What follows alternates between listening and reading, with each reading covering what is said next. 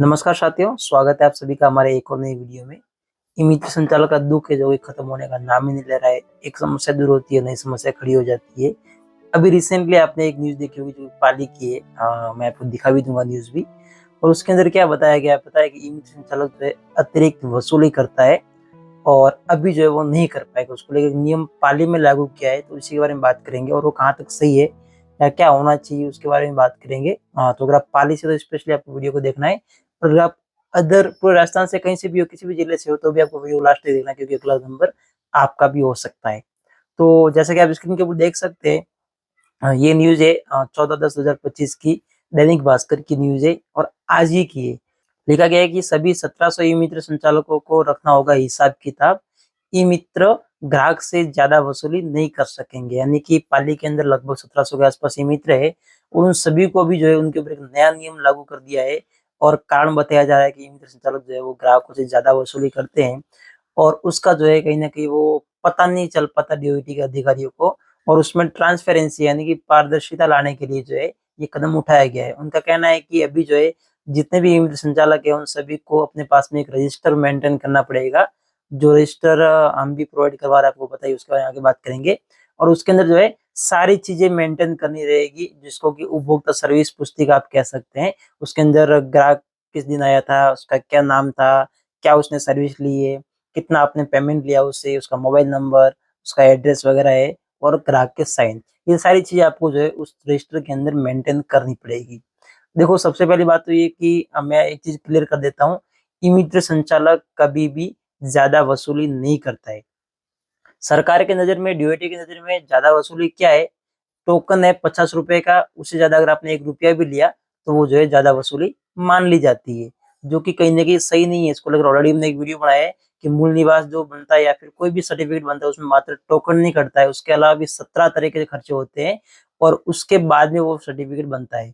तो बाकी के खर्चे ई-मित्र वाला अपने जेब से डालेगा नहीं। अगर आपने ये वाला वीडियो नहीं देखा, वैसे देख लिया होगा, नहीं देखा तो डिस्क्रिप्शन में लिंक मिल जाएगा, एक बार देखो उसको और समझो। सरकार के अधिकारी भी अगर इस वीडियो को देखें तो निवेदन है कि आप भी इसको समझिए थोड़ा-सा, खुद के ऊपर लेके देखिए। अगर आप खुद ई-मित्र संचालक की जगह पे होते, तो ₹50 के अंदर आपको ₹30 कमीशन मिलता है। उस ₹30 के अंदर आपको क्या लगता है? क्या आप उसका फ़ोटो प्रिंट करके दे सकते थे? क्या उसका आप जो है मतलब फ़ॉर्म भर के खुद से इतनी सारी 5 से 6 फ़ोटोकॉपी लगती है, फिर अलग-अलग जगह पे साइन करवाना होता है। इसके अलावा जो है और भी बहुत सारे खर्चे होते हैं, जो कि ई-मित्र संचालक जो है भुगतता है। और वो डिटेल में मैंने बताया उस वीडियो के अंदर, नहीं देखा तो आप देख लीजिएगा एक बार, आपको उससे बहुत सारी जानकारी मिलेगी। तो कहीं न कहीं ई-मित्र कियोस्क को एक सर्टिफ़िकेट बनाने के लिए मूल निवास का आइडिया जो उस वीडियो में मैंने दिया था, लगभग ₹350 खर्च आता है, उसका कमीशन बनता है, ₹50 का टोकन लगता है अपना जो अपन आवेदन करते हैं और ₹20 का टोकन कटता है जब प्रिंट लेते हैं, यानी कि ₹70 का टोकन। सरकार का कहना है कि ₹70 से ज़्यादा आपको नहीं लेना है और 70 क्या, यहाँ तक कि वो 20 का तो मैसेज जाता ही नहीं है ग्राहक को। ग्राहक को मैसेज आता है खाली ₹50 का कि ₹50 ज़्यादा लिए तो आप शिकायत कर सकते हो और ₹20 टोकन का कटता है, उसके बारे में कोई बात ही नहीं की जाती। तो ग्राहक इससे भी मिसलीड होता है, उसको गलत इन्फॉर्मेशन जाती है जिसकी वजह से परेशानी होती है और ग्राहक फिर शिकायत कर देता है। फिर जब ई-मित्र से पूछा जाता है कि भई आपने ज़्यादा वसूली की है या नहीं की, तो ग्राहक भी कहता है कि आपका मैसेज 50 का है और हमने इसको ₹100 दिए, ₹150 दिया, ₹200 दिए। लेकिन इमीडिएट संचालक बेचारा कहते-कहते थक जाता है कि मैंने टोकन का पैसा जितना है उतना ही लिया है, लेकिन मैंने बाकी फोटोकॉपियाँ की है, उनको फॉर्म भी अपने जेब से अपने यहाँ से दिया है, भरा भी खुद है। इसके अलावा जो है उसके अंदर और भी बहुत सारी फॉर्मेलिटीज़ होती है जो मैंने खुद करी है, उसका कॉस्ट नहीं लगती क्या? जो कि ई-मित्र के अलावा काम है। और ई-मित्र के अलावा जो काम करे उसका तो उसको लेना ही पड़ेगा ना। तो ये समस्या है, मेरी समस्या को समझना ज़रूरी है। ओवर चार्जिंग की कोई समस्या है ही नहीं।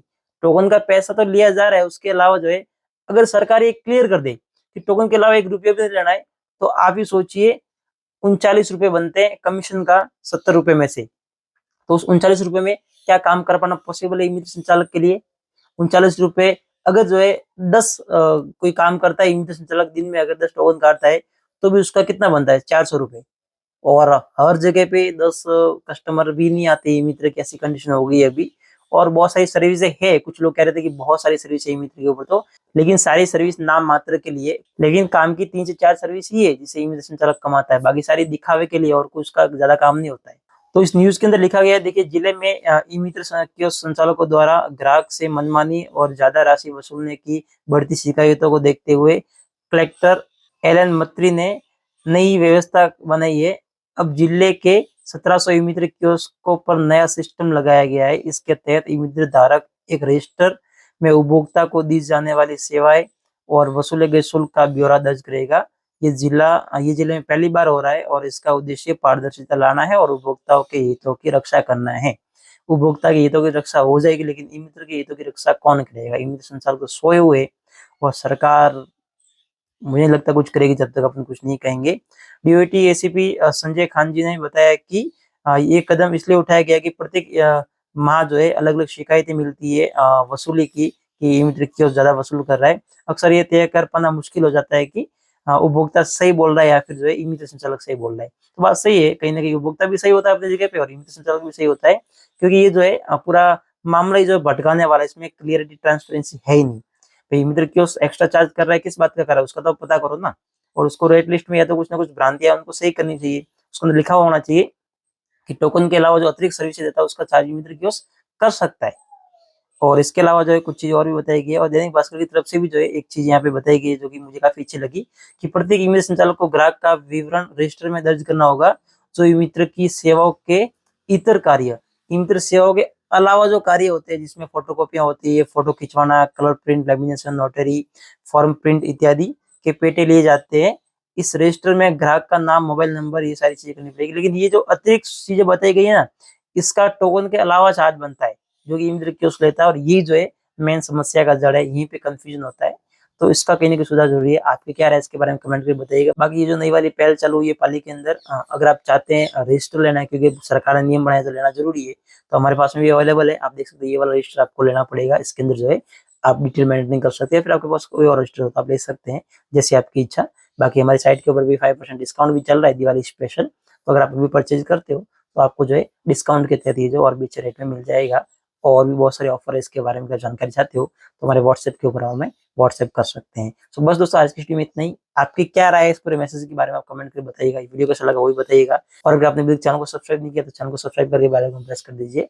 हम मिलेंगे ऐसे किसी नई वीडियो के साथ में, किसी और नई अपडेट के साथ में। तब तक के लिए जय हिंद, वंदे मातरम।